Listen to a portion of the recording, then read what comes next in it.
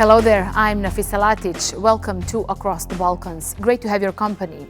This week marks 1 year since the start of the devastating war on Gaza, and Israel finds itself increasingly isolated on the global stage, facing accusations of genocide and war crimes. Over 40,000 civilians have been killed, millions are displaced, and the world watches as the ICC and ICJ weigh in on potential charges against Israeli leaders. Yet, despite international condemnation, Israel has managed to improve relations with two Balkan states, Serbia and Albania. They have emerged as key supporters of Israel, offering more than just words of diplomatic backing. Zeynep Gizem Kachar explains.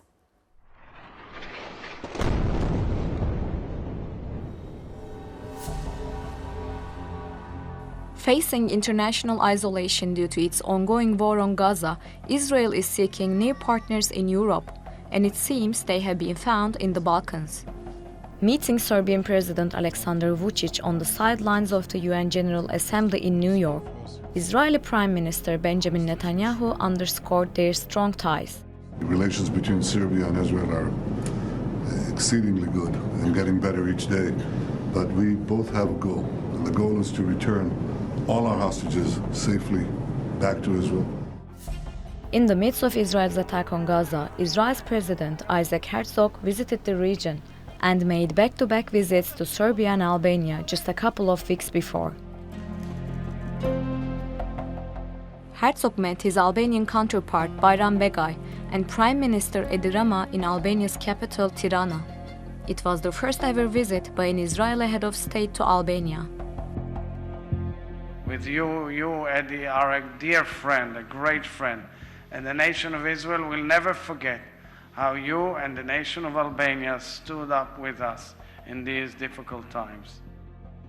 Rama updated Herzog about Albania's decision to open a new office in Jerusalem to serve as a commercial liaison office, but has also called for an end to the fighting in Gaza without condemning Israel for its actions. People of Israel and people of Palestine is absolutely very heavy, and is absolutely something that should end sooner more than later. Before arriving in Albania, Herzog also visited Serbia, where he and President Aleksandar Vučić agreed to improve bilateral relations in multiple domains further. It is extremely important for us to conclude a free trade agreement with the State of Israel as soon as possible. We believe that will be for our mutual benefit, and I am confident that we can get the job done much faster than normal procedures would dictate. However, diplomatic gestures aside, in practice, Albania and Serbia are selling weapons and fuel to Israel. This year, Albania became the third largest fuel oil supplier to Israel after Russia and Brazil, shipping over 70,000 tons. Serbia has contributed to Israel's arsenal, delivering over $25.6 million worth of weapons this year, ignoring the UN's calls to stop arms sales to Israel. Many Albanians and Serbians were unhappy with Herzog's visit to their countries. Activists put up the same banner in both Belgrade and Tirana, saying the people of Serbia and Albania say no to genocide. The Balkans remain divided over the war on Gaza, with pro-Palestine protests often held in the capitals, whose government was reluctant to openly condemn the killing of civilians by the Israeli army. Just this week, a peace march and protest in support of Gaza was held in Montenegro too. It came after the Montenegrin parliament avoided signing the resolution condemning Israel's assault on Gaza. Oni političari u Crnoj Gori koji danas, čak i kada većina svijeta priznaje zločin, ćute pred genocidom koji se dešava u Gazi i ignorišu poštovanje kako međunarodnog prava, tako i osobnih ljudskih prava.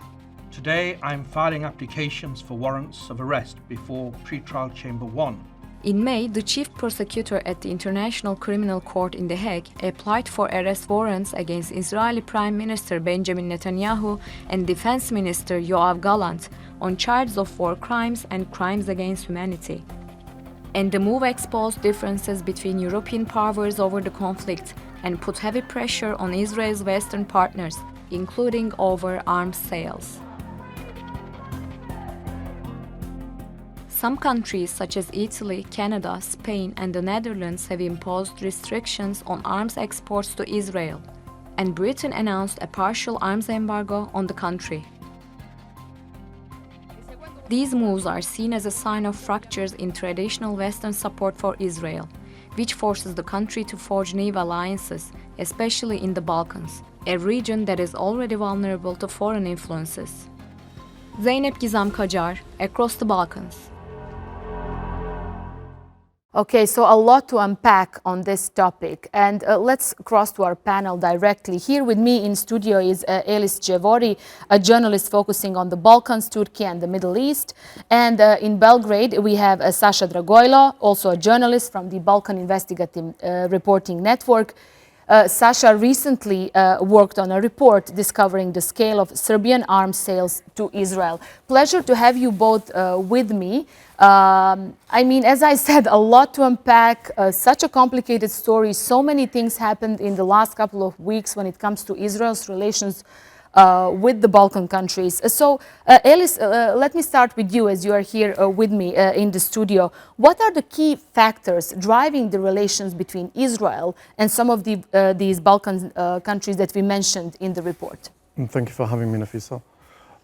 So, the relationship between kind of these three countries has been developing for some time, in particular over the last 2 decades. That has kind of catalyzed over the last kind of 5-10 years in particular.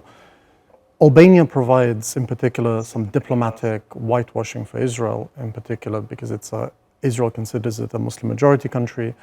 And so Israel can use this label to say that a Muslim majority country is supporting us and therefore our actions are not anti-Muslim or not anti-Palestinian. In that time, Albania has also, over the decades, has also distanced itself from the Palestinian cause. During the 60s, 70s, 80s, up until the 90s, Albania has been a fervent supporter of kind of the Palestinian cause. It supported the Palestinians both in diplomacy, in arms, training, and even recognized the Palestinian state in the early 80s. Late 80s, sorry.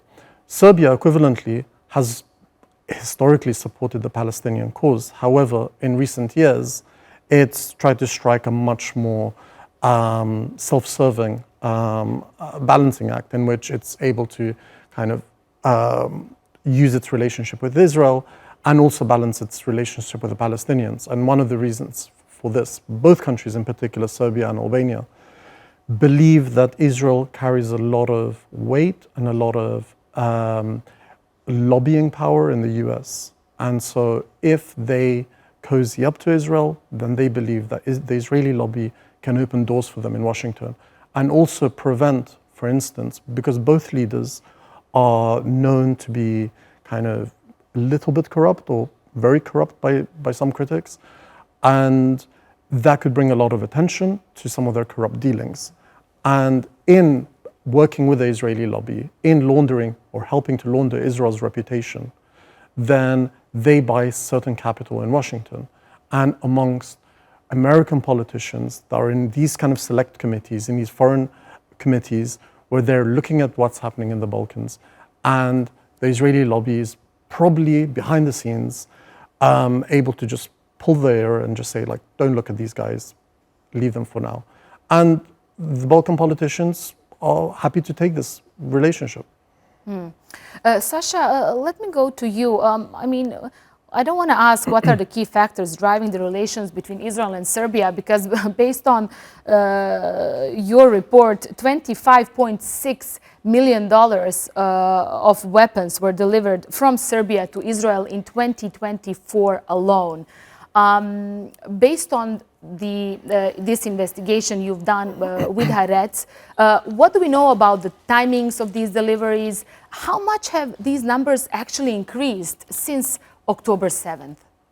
Well, actually, this year has been the best year, so to say, when it comes to the arms trade between Serbia and Israel. So, for comparison, in previous years, the exports was really low. Last year, there is like maybe 1.5 million euros in total worth of arms export. And this year, we have until today 24 million euros worth of exports. So we can see that is a dramatic rise, and it's definitely linked with the war Israel is having with on Gaza and also on other neighbors of Israel at this point. And talk us through how did you manage to find out about these deals? Because to be honest, it came as a surprise by many when you actually published it. Why? I don't know, because I guess they just expected that, you know, the UN was calling on so many countries to halt the arms sales with Israel, and then suddenly this comes out with Serbia particularly. And then we also afterwards hear about Albania being the third provider of fuel to Israel as well. So should we not be surprised by this? I think we should not be surprised by this, because when we consider the role of Serbia that has when it comes to the worldwide arms trade, it should not come as a surprise at all. Serbian arms is being used for years in many proxy wars in Africa and Middle East, and that is not being done without the knowledge of Western partners, so to call it. So Serbian arms has been ending up in many wars in Middle East through some proxy countries, and of course now Serbia is exporting arms to Ukraine, which I think we will talk a bit later. So Israel is something that just comes up here as one of the things that is really important for President Vučić, because one of his main goals in the international politics is to have good relationship with the West, because it guarantees him to stay in power longer. So I Sasha, think that, another thing, can I just ask you before we go into the reasons and for that one diplomatically? I do want to ask you about this. Another thing why I was surprised, for example, by these deals. I mean, the U.S. is always approving, recently approved another costly package for Israel when it comes to weapons and military equipment. So what does Serbia has to offer to Israel that, I mean, this is kind of question to both, that Israel doesn't already have? well, I think that that's mostly ammunition. I mean, we could not discover precisely what is the exports. We know that the exports has been done by the Serbian main state arms exporter. But we could not identify precisely what it is. But Serbia has a lot of ammunition to offer to Israel, and in the midst of war in Ukraine, U.S. cannot give everyone everything. So Serbia plays a role here to fill the gaps that the U.S. cannot fulfill at this moment. And I think although Israel is having a lot of different kind of high-tech weapons, we know that they also used, according to the testimonies of Israeli soldiers, they used old arms from made 40 years ago, which means that they are spending a lot of ammo on the field. As we can see, they're really active, so to say. So they need a lot of ammunition. And I think Serbia is fulfilling that role.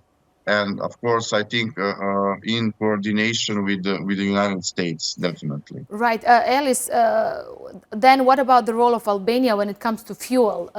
So Albania is the third largest exporter of fuel to Israel. Extremely important during these, as Sasha said, busy times for Israel as they're conducting wars on several fronts. Yes, so the fuel supplies are actually a main, have only started this year. So again, Albania is probably taking advantage of Israel's increased fuel needs probably. A lot of this fuel is oil fuel, so it's refined commodities. Also, I would say Israel is taking advantage of this particular moment to also deepen alliances with other states, in particular as it finds itself diplomatically isolated. And so with countries increasingly, with Israel's reputation increasingly tarnished, completely tarnished by the war on Gaza, and the ongoing wars in the region that Israel is facilitating, this is a moment to potentially break out of perceived diplomatic isolation by deepening relations with countries that it's not normally having a deep relationship with. Sasha, we've seen Israeli President Herzog also coming to the region, meeting both Rama and Vučić, promising better relations. Also, this shows how important this region is in these challenging times for Israel as the country faces isolation when it comes to other EU partners. We've seen comments from other countries. We hear comments from Italian officials, from Spanish officials, Slovenian officials, also extremely loud. And then, you have Herzog here meeting these two presidents. I do want to play one soundbite of President Vučić. He spoke in the UN General Assembly. We covered that so much. President Vučić perceived as very close Russian ally in Europe, the closest, one of the closest, and we know about traditional ties Russia has with Serbia. And then suddenly, you have these meetings with Israel, the main ally of the US. So this is what he had to say about his diplomatic moves recently. Everybody in the world speaks about Ukraine. No one dares to speak about Serbia. And even if they do, they say how we will start the war in the Balkans upon the Russian order. And they have been lying all the time for more than 2.5 years. We are neither servants of Russia nor the United States of America. We have our own politics and our own interests. Sasha, what is Serbia's interest here? And also, let's not forget, how come that we don't hear anything when it comes to 40,000 people killed, more than 40,000 people killed in Gaza? We don't hear any condemnation of Israeli actions in the past year, despite the ICC and ICJ ruling. So what is Serbian interest here? And I'll come to you, Elis, as well, to talk about Albania on this matter as well. Well, Serbian president likes to perceive himself as someone who is leading independent policy. And this is why he's saying we are not controlled by Russia or the US. But in fact, that could be maybe said for the former Yugoslav president Tito, but Vučić has a completely different angle here. The reason why is he working with everyone is just so he could stay in power longer and longer. And Serbia is perceived in the global media as a Russian puppet, which is, I think, completely wrong to think. I think Serbia is more dependent on the West, EU countries and the US because of the US role in Europe in general. And I think that when it comes to Israel, I think that this is all linked to Vučić's ambitions to be closer to the West. So it is also not popular to say in the Serbian public, and the ruling party is trying to put that down. But Serbia is one of the largest exporters of arms to Ukraine, also through third parties. Right.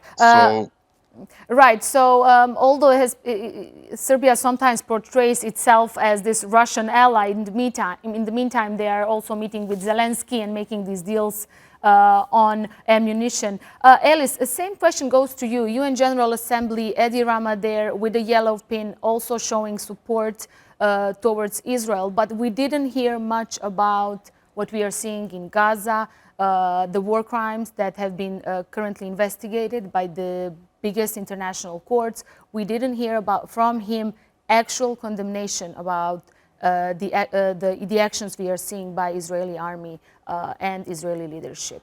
What's interesting, at the UN General Assembly, Benjamin Netanyahu, the Israeli Prime Minister, met both Vučić and Edi Rama. Right. And they were one of the few leaders that actually were willing to meet them. Both Serbia and Albania are signatories to the ICC, to the ICJ, and Benjamin Netanyahu is potentially wanted, and there is the prosecutor that is asking for arrest warrants for him and for the defense minister. And you have two countries, two Balkan countries, that are aspiring to join the European Union, to have these European values. And in reality, they're meeting with someone that's potentially suspected of war crimes in Gaza. And they were one of the few leaders that were willing to meet Netanyahu at the UN General Assembly. And that says a lot about Israel's international isolation. And that also says something about, in particular, Edi Rama, who wants to be seen as an international statesman.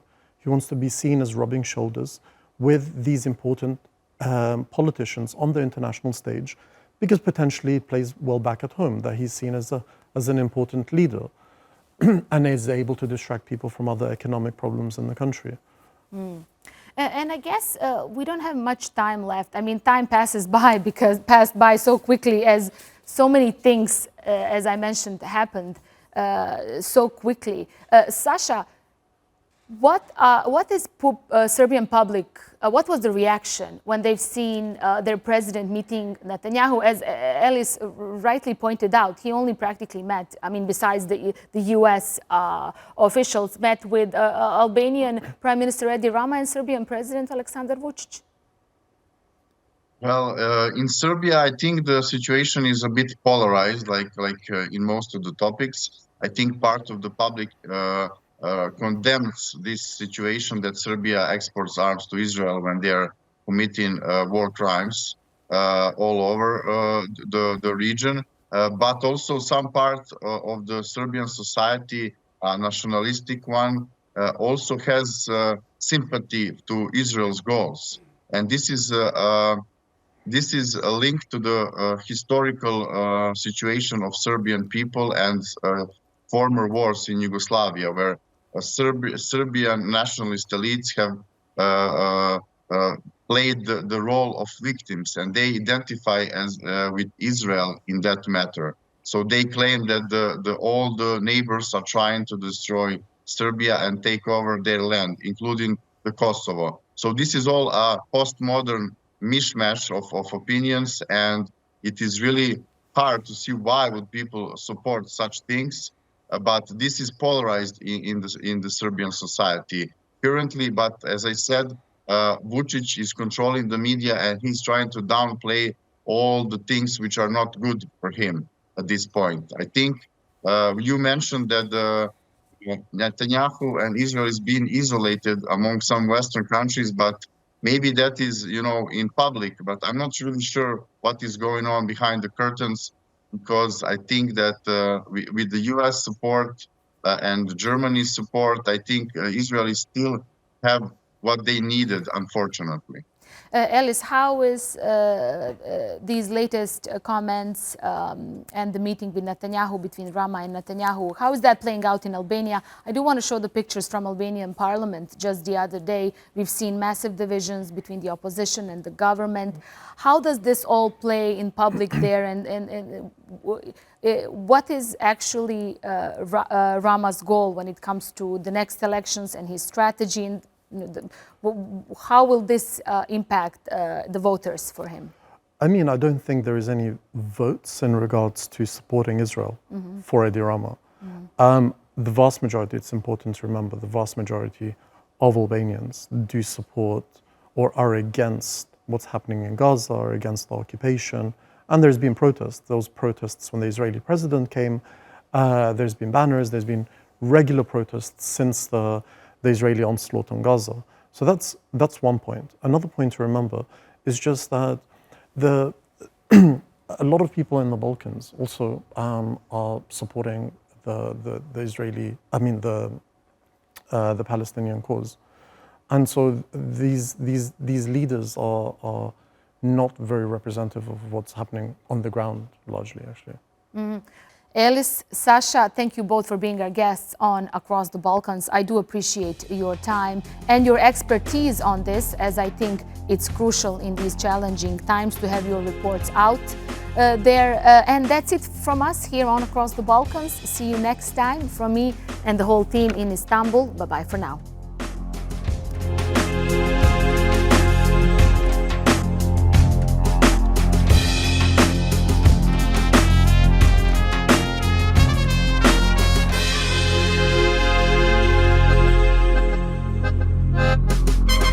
Thank you.